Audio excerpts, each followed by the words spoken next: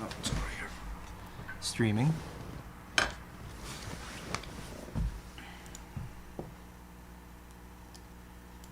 Welcome to a religious service.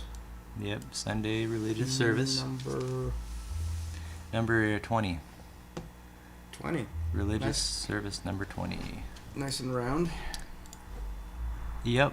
Last week we went over, it's been titled Reification of Affect, the Myth of Consolidation and Decay. And I think we spent most of our time talking about the myth of consolidation and decay. And that being the reification of affect itself. But the link between that is kind of to me a bit sketchy. Like they seem like, of course everything is all related. We can say that about It's to simply damn near juxtapose the contrast between it and the previous discussion. If you recall the title, that would be actually the pretty previous one. Yeah, was it was exploitation of affect. Right. So that's the difference. One is exploitative, the other one was not. Right, and that was the myth of good and evil. Yeah. Was it? I believe, yes. So intentionally exploiting this tendency for people to go to the conceited side of the affect chart and continually take the hit of the second arrow upon themselves. Trying to resolve every problem except for the one that's causing the problem. Yeah, so to actually intentionally exploit that evil. Right. And to help overcome that would be good. But ultimately neither is good or evil, and it's just forms of consolidations and decay that are either isomorphic or dysmorphic. Right. And I guess it stands to reason to mention that we're talking about the different ways that stacks resonate with each other. One being the horizontal via fiat, and the other being the vertical reification itself, where a receiving stack executing the resonance, whether it's itself becomes isomorphic or dysmorphic as a result of that. Yep. So my go-to example is, of course, drinking bleach for COVID. You can be sent that message by somebody, believe that, do the action, and destroy the body as a result. So that would be like the grotesque example of what that means. Yes.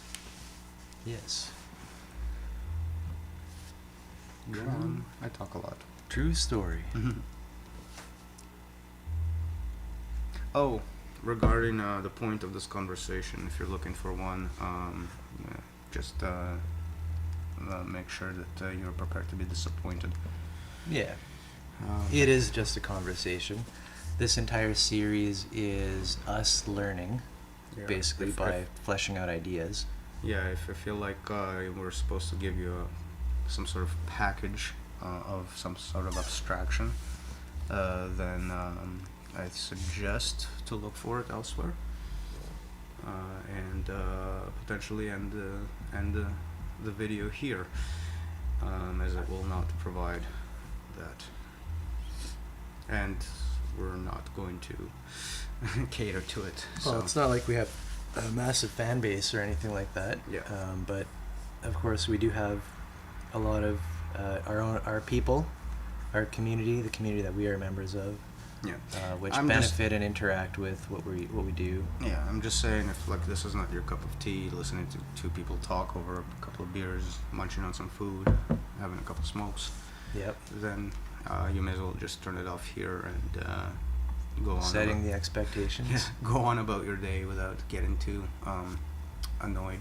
Yeah, it's probably better that way, I guess. But ultimately, if the commentary is going to come back that this was useless, then the response is don't watch. yeah, at the same time, like, the material that we cover is very relevant to a number of different communities, potentially, to what they purport to be interested in. Sure. But that's neither here nor there in terms of the target of this request. If it's not their cup of tea, then there's nothing we can do. That's fine. I'm not really afraid, though, or concerned too much to share it in certain places or whatever. It's like take it or leave it. You know. No. The broader point is that any commentary to the fact that we shouldn't be doing this is just not going to be. It's just going to fall on deaf. It's going to fall on deaf ears. Yeah. So we're, I guess, going over the problem of haters. Yeah. Which you there are can, many. you can, and it's fine, and do what you want with your time. It's gonna fall on deaf ears. That's that. Yeah. Yeah. All right. It's we can a move on from there. Tough bunch of subjects, but related to that point, I guess, is we could maybe bring up something we brought up before, that we are not perfect. We're not giving like some perfect instructions or something. Like we're not Jesus. Even though the hair, I mean, like, don't mistake that, right? But we're just learning and going along, and it's more of a consequence of laziness, isn't it? Yeah, and I don't want to put any hairdressers in jeopardy, you know, well, lockdown and all that. It's called a shaver. I guess we're on the complete opposite ends of the spectrum on that regard.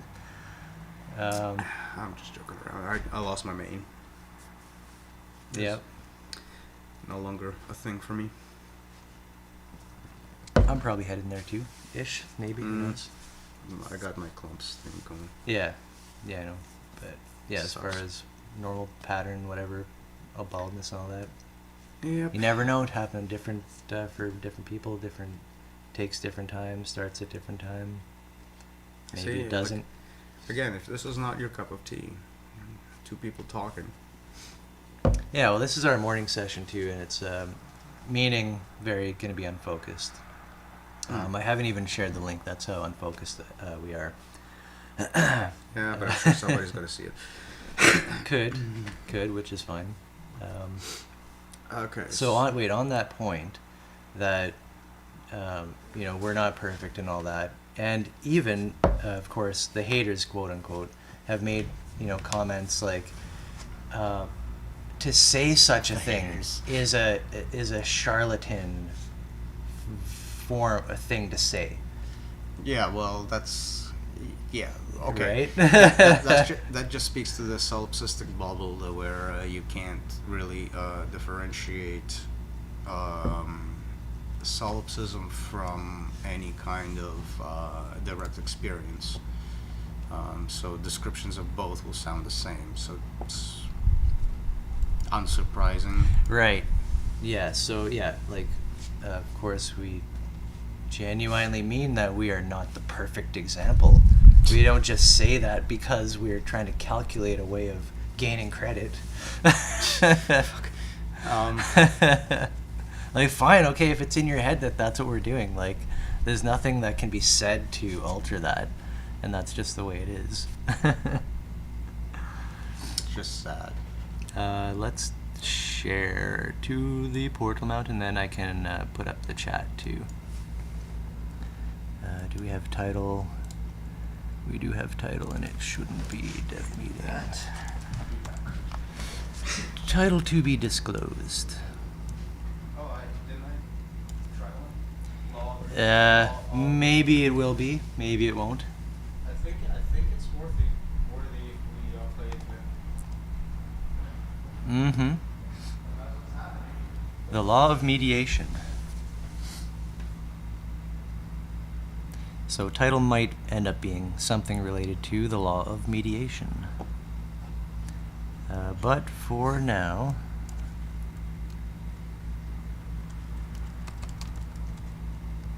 just going to clear that out. And we're already 10 minutes into it. We'll be leaving in, I guess, about half hour, 45 minutes to go grab some stuff. So that's why I'm calling it the morning session. We're just getting into the swing of things, if you will.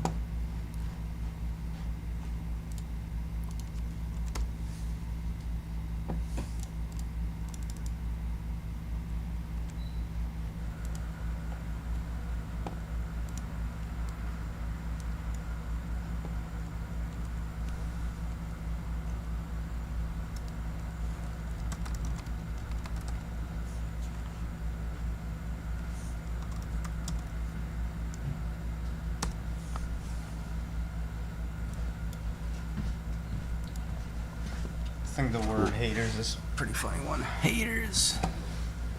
This one. I mean, if you want to trigger somebody, that's just basically the way to do it. Sure. Basic haters.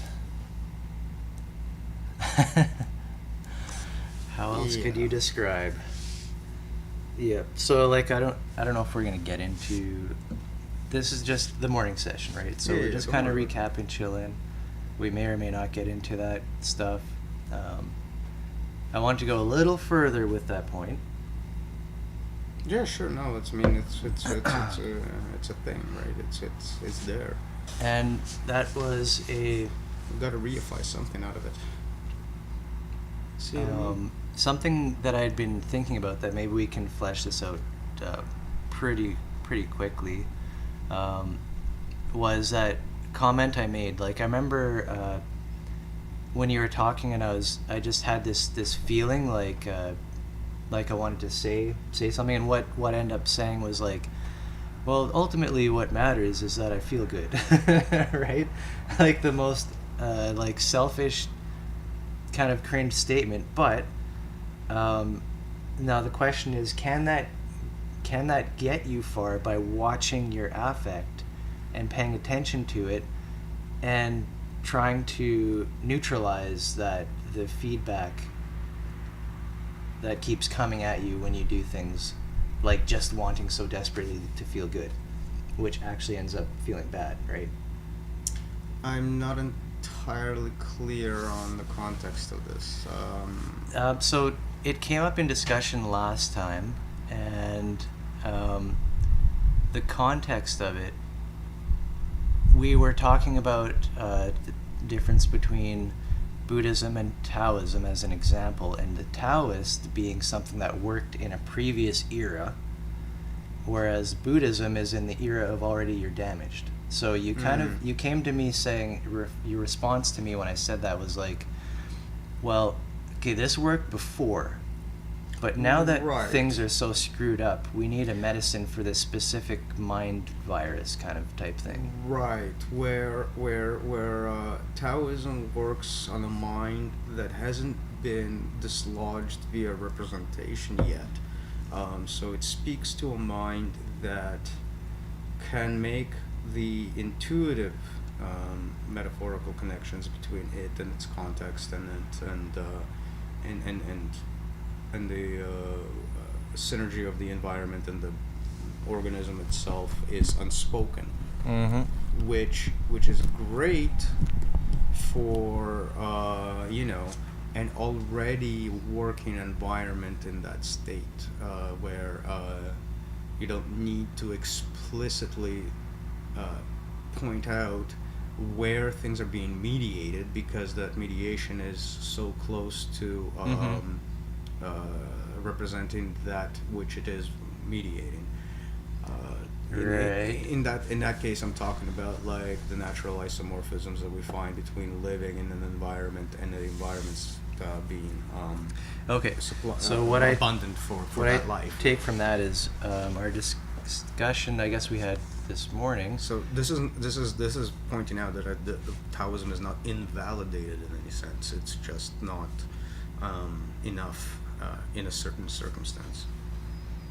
Right, because our cause and effect loop, our inner cause and effect loop, is so heavily mediated by like the ego structure and whatnot. And speaking about like affect, reification of affect, we've got this whole conceit side of the affect chart, which Yeah. constantly hits us with that second arrow over and over again. What it does is it what's the word? Commodify. It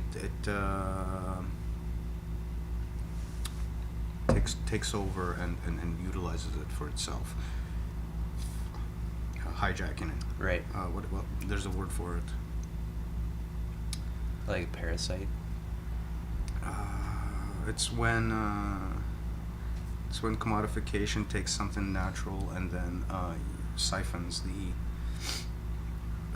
process in for its own aims. Yeah. No, it's not uprooting. It's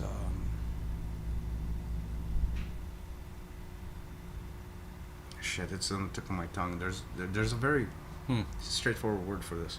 Commodification and uprooting are both Yeah, but indicative there's of like that. there's like takeover or like utilize it. That takes it over for its own ends. Assimilate. We use this word all the time. Okay. It's just so weird. Okay, once I remember it, I'll just throw it out there. But Mhm. yeah, it's like It's like a whole other layer of shit to watch out for. appropriate. Appropriate. Is one very. There's a stronger word though. Mm-hmm. Yep.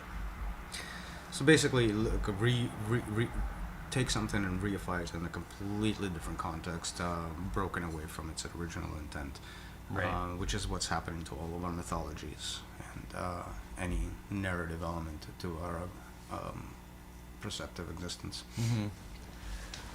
Right. So such a statement could have been valid before, where you have a much more intertwined and connected manifold between your mind and nature, so to speak, that going towards what feeling good makes sense because things are bound together in a very straightforward relationships to your environment, potentially. Right, pain being a more of an indicator of where to change direction.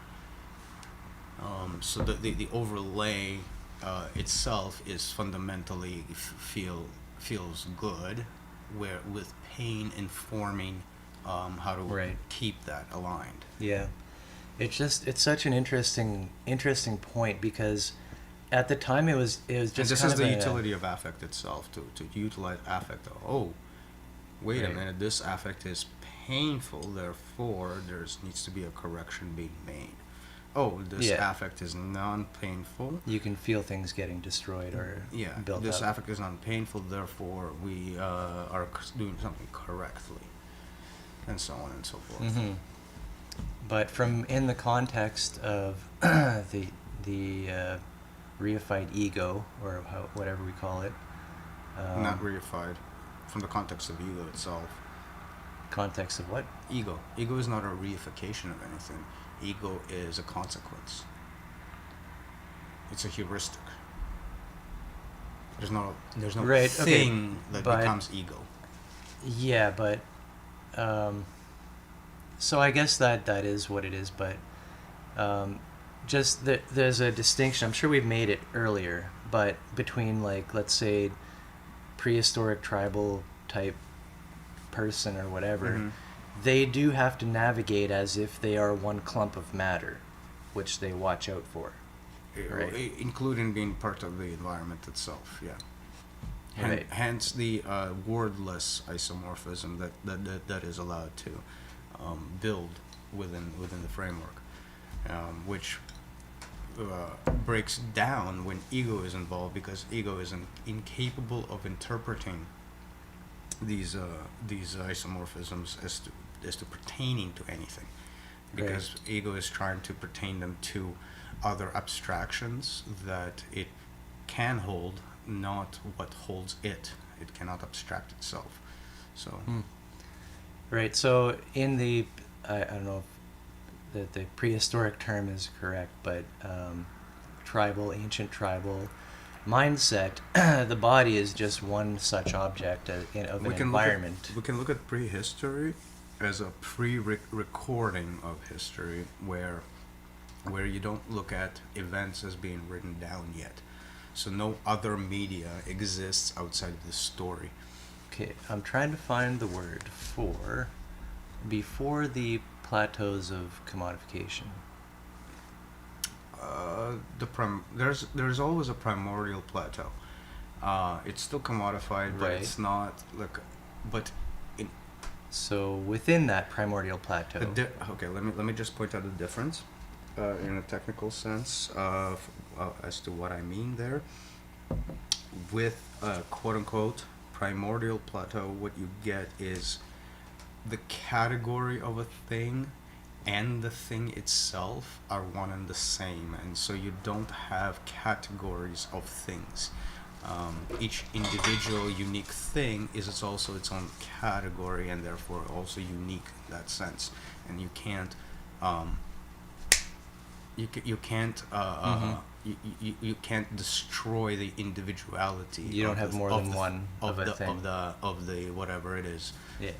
So What if you have two al- apples? Do you yeah. see them as two or as The separate? Yeah, but the consequence of this is that everything is always interconnected and interrelated as their own thing in the same environment, right? So there's always a narrative about those individual things that are their own categories. So this apple is not that apple because Yeah. they have conversations and they talk. From the perspective of a modern man, that makes no fucking sense. I know. But the idea of this apple is not being that apple is very real. And say children's stories and things like that, where you have different elements talk to each other as if they're their own things, and that's a kind of what the dream world we're naturally born with. Yeah. Right. So yeah, the distinction being really is that the most primordial commodification plateau is still isomorphic in that it doesn't allow its categories to erase the individuality of the objects that they pertain to by being one category per object. And so abstraction Right. and concrete, the But abstract and so- the concrete are the same thing. In this setting, did you not still have people? So you had to be trained up with myth to care about your community and all that kind of stuff. But so, did you still not have people who were like, "Wow, this feels good. This feels really good, and I just want to keep doing this." And then it turns into like a cancer, right? This is what the myth was there for, to kind of kill that kind of idea. Yeah, what it would do is it would say, yes, this is good, but this is good, but this is good. And so nobody would be specialized in one thing. Some people would be better, crafts. Some people would be better thinkers and all of that stuff, but they would always cross their cross their training. Right. Like somebody Elements. might get addicted to food or something. Like they just love it so much and they eat more, and when other people start going starving, right? And that's a problem. Well, yeah, but like in a setting like that, you do it once, you do it twice, and everybody is going to you like, hey, Yeah. and And then it becomes a pain. Person, So the pain comes to you after so that the pleasure. so the response is from the tribal response is and the individual response become unified.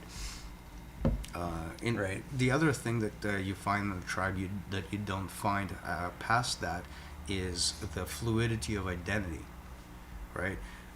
When categories and objects are the same thing, to be a human in that setting means that you will be jumping from one identity to the next depending on what part of the story you're playing.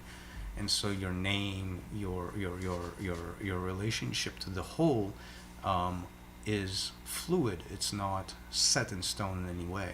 Today it's this, tomorrow it's that, the next day it's this, and it all depends on the flow of everyone else as well.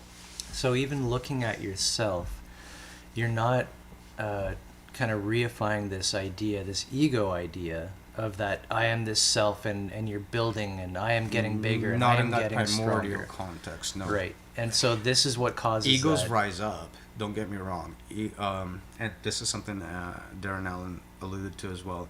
Ego would rise up, but it would be for like a short-term adventure in the moment for that one thing, and then it would die back down, dissolve back down into the This whole. reminds me of the corporation. Yeah. So in it's a our- very Ephemeral. every goddamn time Ephemeral. So yeah, this reminds me of the institution and corporation relationship that we've outlined, where the corporation rises and and we've falls, outlined basically. it that way because it needs to have that sort of transient, ephemeral existence. Today one thing, tomorrow another thing, dissolved by the third day, something else Right. rises by the fifth. So in modern times, to make a statement something like, ultimately the most important thing is just that I feel good. This may be attached heavily into that type of a runaway ego process, where it's only for itself out indefinitely, and it keeps building and nothing ever lets it go. Right, it's basically a self-made prison. Mm-hmm. Which again is an allusion to the work of Mr. Darren Allen. I cannot remember for the life of me which one's first. Darren. I sincere apologies, Mr. Allen. As far as I recall. I could be wrong though. Yeah, no, it's not. It's Darren. Yeah. So the allusion was to this situation where. Fuck. All right, I need a reminder. Mm-hmm. Well, I think we've kind of covered that, the whole Tao Buddhism issue, like what's appropriate for our times for a specific reason. Right. The main point being is that representation has taken over, and you can't simply tell somebody who's bound up by representation that, oh, all you have to do is not pay attention to representation. That will not actually yield a meaningful statement to the broken individual. Yep. True story. How do I know this? Because I know it would never have yielded anything for me. And I'm fucking broken. Mm-hmm. It's just as simple as that. I know why I didn't take to religious ideas before, and it has to do with the inability to communicate. And so my personal aversion to methods that shun communication is a direct response to that.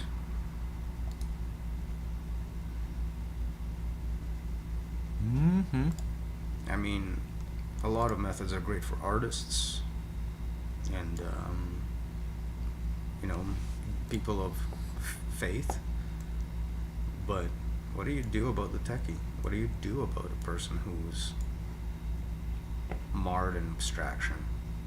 And if your only response is that they're lost beyond hope, well, Who is? Wait, I didn't. the wasn't paying person attention. like me who's marred in abstraction, always I program for a living, right? Yeah. I create representation at my, like, just it oozes out of me. What do you do for a person like that? When you, like, from the responses that I've always seen is basically they're gone beyond all possible consolidation. Well, Right. interesting approach to empathy, I would say, right there. Yes. It's a mind-boggling approach to what So what do empathy you might do? be. Don't you apply this representation engine towards itself? You'd think. Yeah. You think that it makes sense, but apparently the idea itself seems to rub people the wrong way from that camp.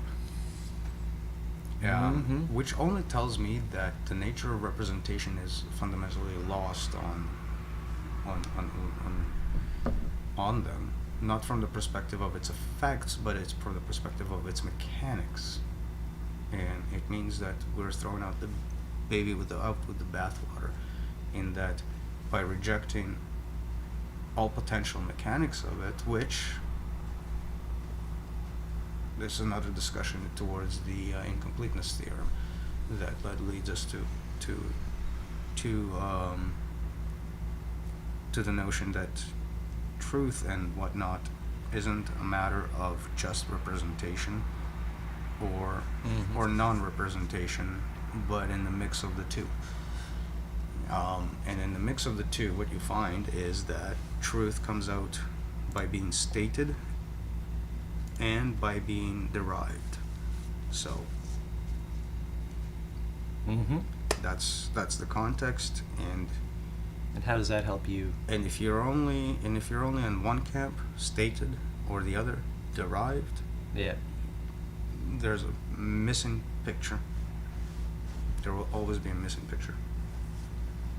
And you think that's the root of where people go wrong with trying to reach somebody like you? Well, yes, because fundamentally there is a connection, and yet to drive home the fact that there should never be a connection made, it would lose somebody like me simply because I wouldn't be able to reconcile. I wouldn't be able to reconcile there will be two different things, and this is the mind-body problem. Like, there's nothing to connect anymore. You're being lost in representation, and so of course it wouldn't reach me because it wouldn't say anything. Interesting. So the way I kind of read this is that representation and systems and rationality is probably the mode that some people are very familiar with, that everything should be constructed out of logic and rationality and stacking up. But then to be introduced to the idea of a truth that can be stated, which is true, but you can't build it up to that. Without connecting as to, like, there's reasons behind that. It just sounds right. It has the same problem as any solipsism does. It doesn't breach the. But this to me introduces a whole other mode of thinking, potentially, or a whole other way, in that something can be given from above. Fair enough. However, now you're stuck with the question of faith, and it's somebody introducing you to this subject from above, and at the same time asking you to trust them over stuff that you cannot get to, right? In comes the charlatan. Yeah. And how do you distinguish between the charlatan and anybody who has something to say? Feedback. Well, yes, but to get to the feedback, you have to trust. Take the trust. Yes. Do the thing, get the feedback, see it. Right. And so then perhaps, though, the first step for, again, somebody like you would be to introduce the idea that something can be stated and be true without proving it out of the building blocks. Right. That the fact that happens is important, because then things can be introduced by faith. And this is the job of Jeb, Gödel, Escher, Bach. That was that was the work that laid the foundation from somebody like me in terms of representation to take one out of representation by showing what representation can do, specifically how it manipulates reality within any given system. With that, I'll be back. I think actually we are done for this morning's session. So I'm just going to wrap it up here, and we will be back in approximately half an hour for the, let's call it the main event, if you will. So signing out for now, and see.